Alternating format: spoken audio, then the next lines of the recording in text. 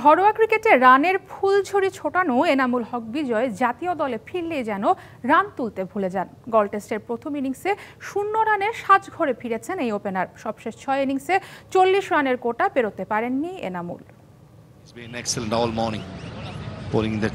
এনামুল হক বিজয় দেশের ক্রিকেটে যেন এক আক্ষেপের নাম। ঘরোয়া ক্রিকেটে রান বন্যা বইয়ে দেয়া এই ওপেনার জাতীয় দলের জার্সি গায়ে জড়ালেই বদলে যায় দৃশ্যপট। যে উইলো ঘরোয়া ক্রিকেটে হয়ে ওঠে খাপ খোলা তলোয়ার, ইন্টারন্যাশনাল ক্রিকেটে সেই তলোয়ারই হয়ে যায় ধারহীন। তাই জাতীয় দলে ফিরলেও নামের প্রতি সুবিচার করতে পারছেন না এনামুল হক বিজয়।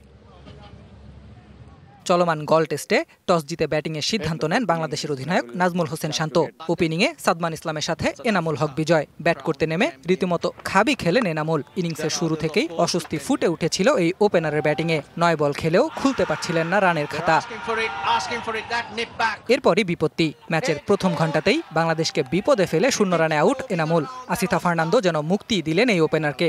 অফ স্টাম্পের বাইরের বলে ডিফেন্ড করতে গিয়ে উইকেটের পেছনে সহজ ক্যাচ দিয়েছেন তিনি। দারুণ সেটআপে এনামুলের উইকেট তুলে নেন আসিথা। আগের ওভারে গুড লেন্থে ইন সুইং, পরের ওভারে সেই একই জায়গা থেকে আউট সুইং। আর তাতেই জবনিকা পতন এই ওপেনারের হতাশার ইনিংসের। শাইনি চুলে এখন হবে সব হেয়ারস্টাইল। সিল্কোর দ্বিগুণ শাইনি চুল প্রতিদিন। জিম্বাবুয়ে সিরিজ দিয়ে প্রায় 3 বছর পর সাদা পোশাকের দলে ফিরেছিলেন এনামুল, কিন্তু করতে পারেনি বলার মতো কিছুই। সবশেষ 6 ইনিংসে পেরোতে পারেনি 40 রানের কোটা। 6 ম্যাচের টেস্ট ক্যারিয়ারে নেই কোনো অর্ধশতকও। অথচ সবশেষ জাতীয় ক্রিকেট লিগে এই ওপেনার 7 ম্যাচে করেছিলেন 700 রান। ঘরোয়া ক্রিকেটের ফর্ম কেন জাতীয় দলে টেনে আনতে ব্যর্থ হচ্ছেন বিজয়? এই প্রশ্নের উত্তরটা সম্ভবত খুঁজছেন এনামুলও। এই ওপেনারের ব্যর্থতার চিত্রটা বাংলাদেশের ঘরোয়া ক্রিকেটের মান নিয়েও প্রশ্নের উদ্রেক করছে।